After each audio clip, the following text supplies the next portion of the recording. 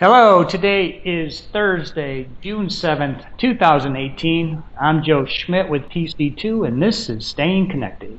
On today's podcast, we're going to discuss why buying IT is a team effort. I'm joined by my TC2 colleague, a fellow project director, and a good friend, Keith Cook. Keith and I have worked together for many years, both here at TC2 and previously as IT procurement consultants at Deloitte Consulting. Between the two of us, I think we have a pretty good perspective on how enterprises buy technology. Okay, Keith, first, thanks for joining me today. Joe, thank you. It is great to be here. I recall meeting you during my first days at Deloitte Consulting, literally about 20 years ago. It's hard to believe that we've been doing this for that long. Yikes, that is a long time. So, Keith, over your career, you've worked with many very large enterprise buyers of IT. So what would you say you've seen that really drives the demand for technology? All the drivers. Reduced cost, increased capacity, built-in flexibility, responsiveness to future needs, ensuring security and compliance, do things faster and more efficiently. Oh, and there's a new demand. It's kind of like an overlay, a required order of magnitude improvement for each of these drivers, or most of them. So, I guess for what specific reasons might an enterprise buy technology?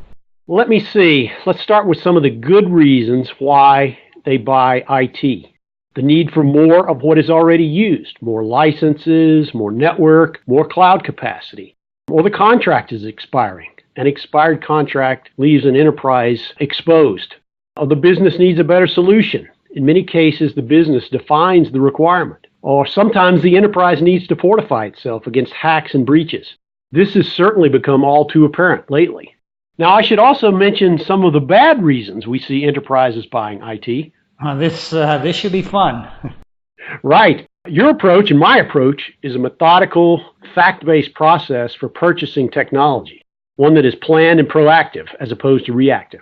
Sometimes, though, clients view things differently. Here's some poor reasons. Everyone else is doing it, so we need to do it also. We have budget, so we better spend it. The vendor sales pitch was so compelling. Or we need to be a technology leader, not a follower. I've seen the same, and as you know, sometimes the pressure of the moment overrides good sourcing principles. But let me circle back with what you just said about using a well-planned, methodical, fact-based approach. So, as you know, when we help our clients buy IT, we broadly take 3 steps. First, it's the planning step, where you help maximize the procurement opportunity. So leveraging this, big spend that they have on a global basis if they're a multinational. The second step is the execution. So utilizing good sourcing best practices. Sometimes we see clients not really taking advantage of what we would consider best practice. And then third is kind of the management. And this is where clients, I think they really need to maintain a razor-sharp strategic focus on the procurement that they are working on, because they're going to face these tactics from the suppliers, like when the suppliers try to prevent the enterprise from taking the first 2 steps.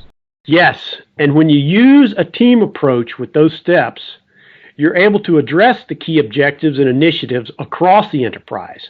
It enables input from and consensus building among all stakeholders, and it positions the enterprise to more easily adapt to a persistently changing landscape.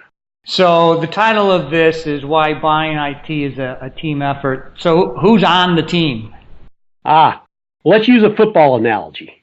If I use a football analogy, the backfield would call the procurement play and include the project sponsor, the business user, IT, and procurement. The front line would provide support to the procurement effort, and that includes finance, operations, security, compliance, and legal. When enterprises exclude any of these key players, they often end up in trouble, and they will not achieve a best-in-class deal. Finally, you must have the support of executive management and keep them informed throughout the process. Otherwise, you may have to deal with surprises, because I know this is hard to believe, but some suppliers may try to circumvent your process via executive contact. That's shocking. Now, I've known, or I know that you've seen clients that don't build the team as you just described. I guess that's probably similar to when an enterprise has shadow IT. It is. Sometimes a business needs something and can't wait for IT or procurement, so they head out on their own. The problem with going it alone is non-standard technology. It increases the security risk, reduces your leverage, and there's a loss of visibility. All right, so it looks like we are about out of time, but do you have any final thoughts? I just want to reiterate that enterprises are more likely to get a market-leading deal for whatever technology they're buying if they follow a good process, starting with strategy through procurement to the final contract. And if they view it as and truly take on the team approach that we've described, they will be better off.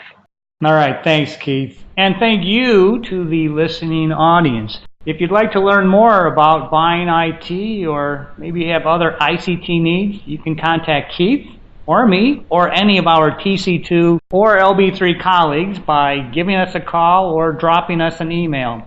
And you can always stay current by checking out our websites or follow us on LinkedIn.